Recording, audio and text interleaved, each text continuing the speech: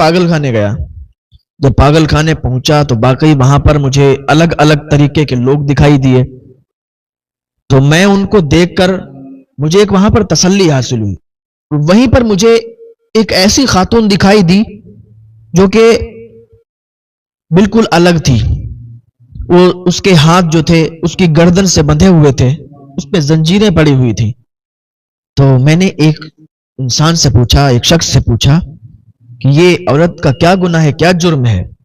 تو اس نے مجھے بتایا ہی نہیں اور وہ وہاں سے چلا گیا. اور وہ گردن سے اس کے ہاتھ بندھے تھے, اس کی زبان پر یہ جملے تھے کہ میرا تو کوئی جرم نہیں ہے, میرا کوئی بھی گناہ نہیں ہے, لیکن پھر بھی میرے ہاتھوں کو میری گردن سے باندھ دیا گیا ہے, مجھ پر ظلم کیا جا رہا ہے.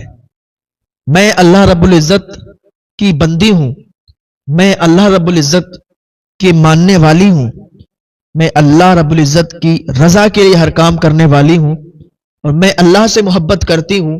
اللہ کی محبت میں بھول گئی ہوں کہ دنیا کیا چیز ہے, دنیا کیسی ہے. بس میرا جرم اتنا ہے کہ میں اللہ سے محبت کرتی ہوں, اور مجھے اس بنا پر یہاں پر ڈال دیا گیا ہے. لوگ سمجھتے ہیں کہ میں پاگل ہو گئی ہوں, لوگ سمجھتے ہیں کہ میری عقل زائل ہو گئی ہے, میری عقل ماری گئی ہے, میں پاگل ہو چکی ہوں, لوگ مجھے پاگل سمجھتے ہیں. حضرت سری سختی رحمت اللہ علیہ اس خاتون کو دیکھ رہے تھے اور اس کے جملے سن رہے تھے. وہ اس طریقے سے کہہ رہی تھی. حضرت سری سختی رحمت اللہ علیہ اس کے قریب گئے اور کہا, خاتون تیرا جرم کیا ہے, تو یہاں پر کس لیے قید کی گئی ہے؟ وہاں کے لوگوں نے حضرت سری سختی رحمت اللہ علیہ کو بتایا تھا کہ یہ خاتون کسی سے بولتی نہیں ہے, پاگل ہے. حضرت سری سختی رحمت اللہ علیہ جب اس کے قریب گئے تو اس سے پوچھا کہ تو کس جرم میں یہاں قید ہے, تو نے کیا جرم کیا تھا؟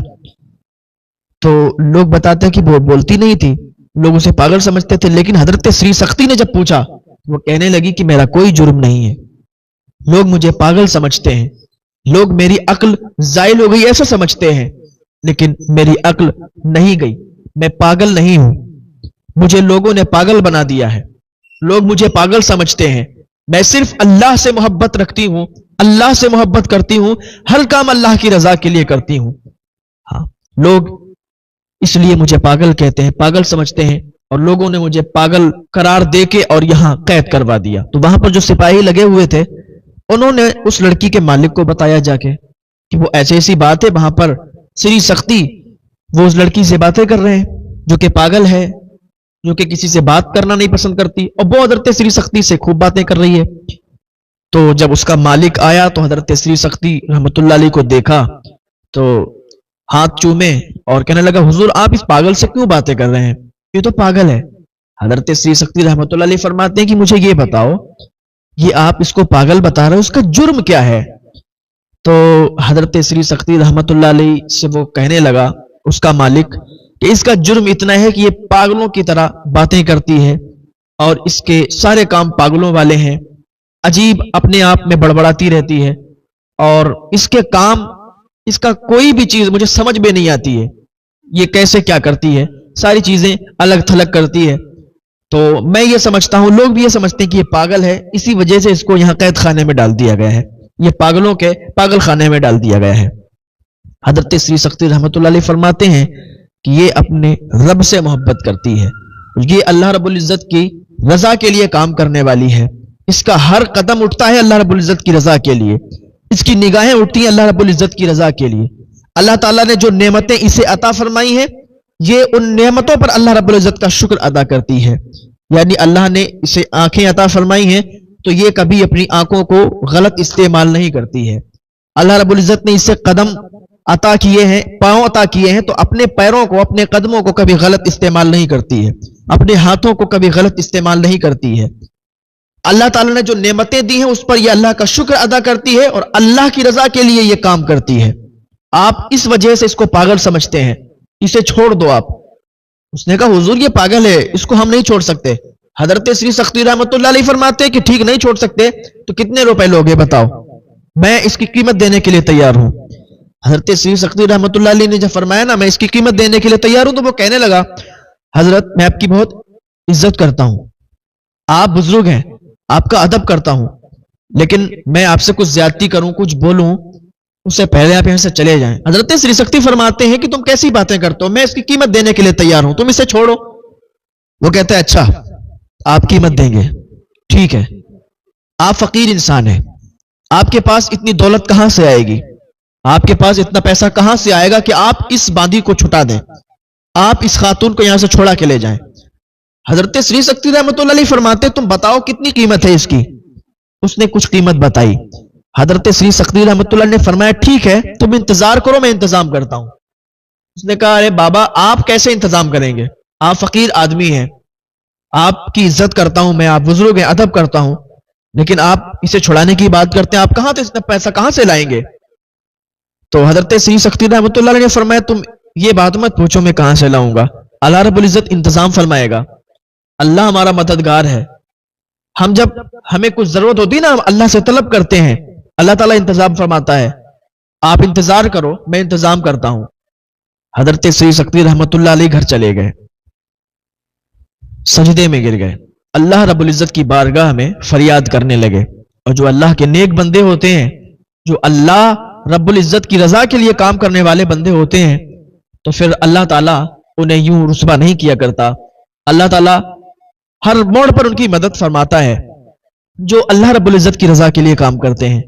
हजरत श्री शक्ति रहमतुल्लाह अलैह अल्लाह के वली, अल्लाह के दोस्त, पाया के बुजुर्ग, जब ये सजदे में जाते हैं अल्लाह रब्बुल इज्जत से ये फरियाद करते हैं कि ऐ अल्लाह, ऐ परवरदिगार मेरी मदद फरमा, मुझे उस लड़की को, उस खातून को छुटाना है।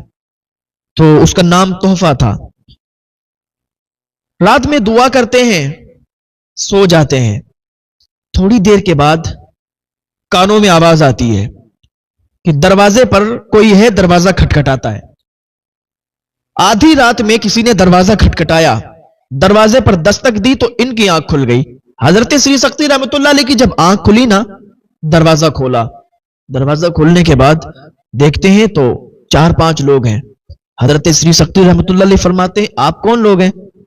कहा हम फुला फुला जगह से आए हैं और ये हमारे नाम है और हम 5000 दीनार आपकी बारगाह में लाए हैं, हम 5000 दीनार आपकी बारगाह में लाए हैं। तो कहा आप हमारे पास 5000 दीनार लाए, क्यों लाए हैं, मैं कुछ समझा नहीं। वो कहने लगे कि हम सोए हुए थे, हमें ख्वाब आया कि मेरा एक बंदा श्री शक्ति है, तुम उसके पास चले जाओ और 5000 दीनार उसे दे दो जाके। ये ख्वाब में मैंने देखा, अल्लाह ताला ने मुझे बहुत दौलतों से नवाजा है, मुझे बहुत दौलत अता फरमाई है। तो जब ख्वाब में मैंने देखा कि 5000 दीनार और आपको देने के लिए मुझे बताया गया है, तो मुझे खुशी हुई कि इस बेहतर और नेक काम के लिए मैं चुना गया हूं, तो इस नेकी के लिए मैं चुना गया हूं, तो मैं फौरन उठा और 5000 दीनार आपके पास लेके आया हूं। हजरत श्री शक्ति रहमतुल्लाह अलैह ने अल्लाह का शुक्र अदा किया और वो 5000 दीनार लेके जब सुबह हुई तो वहीं आप उस पागल खाने चले गए जहां पर तोहफा कैद थी, जहां पर वो नेक लड़की, नेक खातून, उसको कैद करके रखा गया था। जब हजरत श्री शक्ति रहमतुल्लाह अलैह कैद खाने में पहुंचे, उस पागल खाने में पहुंचे, तो वहां पर जो सिपाही पहरा दे रहा था ना, उसने जब हजरत श्री शक्ति रहमतुल्लाह अलैह को देखा तो दौड़ के उनके पास आया, कहने लगा हुजूर जल्दी आइए। कहा क्या बात है। कहा हुजूर मैंने रात एक ख्वाब देखा, मैंने ख्वाब में देखा कि ये तोहफा जो यहां पर कैद करके इसे रखा गया है, मुझे किसी ने आवाज दी, मुझे आवाज आई कि ये जो खातून है, ये जो तोहफा लड़की यहां पर कैद है, ये अल्लाह की नेक बंदी है, तुम लोगों ने अल्लाह की नेक बंदी को कैद में डाला है। हुजूर मैं तभी से बहुत बेचैन हूं, मैं चाहता हूं कि मैं इसे छोड़ दूं, लेकिन मैं मजबूर हूं क्योंकि मैं यहां पर सिपाही हूं। हुजूर मैंने ये ख्वाब देखा, मैं बहुत बेचैन हूं। जब लड़की के मालिक को पता चला कि हजरत श्री शक्ति रहमतुल्लाह अलैह कीमत लेके आए हैं, तो वो भागता हुआ आया। हजरत श्री शक्ति रहमतुल्लाह अलैह ने फरमाया हाँ ये लो अपनी कीमत।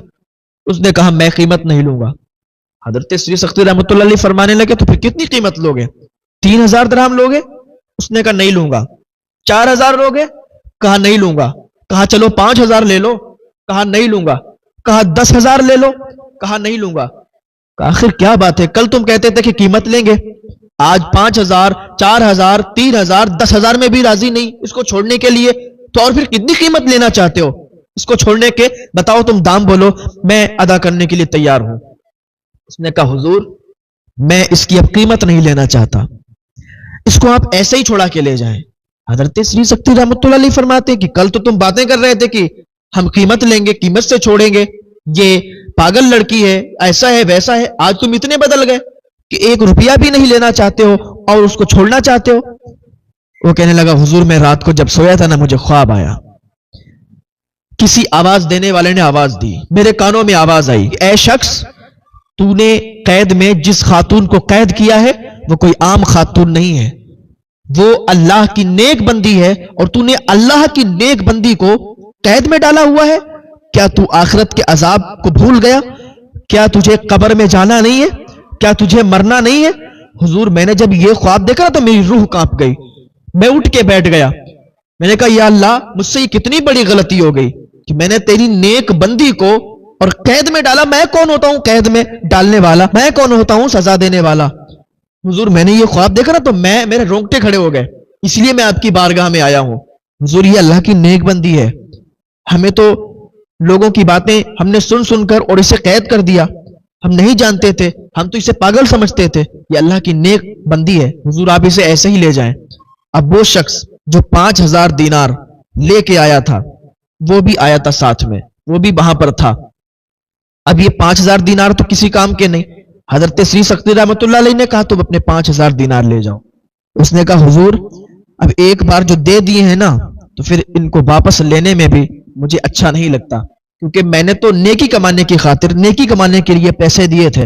حضور میں ان کو واپس نہیں لے سکتا, میں نے اللہ کی رضا کے لیے یہ پیسے وقف کر دیے ہیں, یہ پیسے صدقہ کر دیے. حضرت سری سکتی رحمۃ اللہ علیہ نے ان پیسوں کو, ان دینار کو غریبوں میں تقسیم کر دیا, اور تحفہ کے مالک نے تحفہ کو چھوڑ دیا, اس نے خاتون کو چھوڑ دیا. اس نے سری سکتی رحمۃ اللہ علیہ سے کچھ دیر باتیں کی اور پھر وہ نکل گئی. اس کا جو مالک تھا اب وہ اتنا رونے لگا کہ حضور مجھ سے غلطی ہو, کہ اللہ تعالیٰ معاف فرما دے گا؟ حضرت سری سکتی رحمۃ اللہ علیہ فرماتے ہیں کہ اللہ تعالیٰ بالکل معاف کر دے گا اگر سچی توبہ کرو گے اللہ کی بارگاہ میں. اس نے سچی توبہ کی, اور واقعی جو سچی توبہ اللہ کی بارگاہ میں کرتا ہے اللہ تعالیٰ اسے ایسے ہی معاف فرما دیتا ہے جیسے اس نے کبھی گناہ نہیں کیے. تو اللہ تعالیٰ کی بارگاہ میں دعا ہے نیک عمل کرتے رہیں, صدقہ کرتے رہیں, کہ صدقہ بہت سی آنے والی بیماریوں کو بھی دور کر دیتا ہے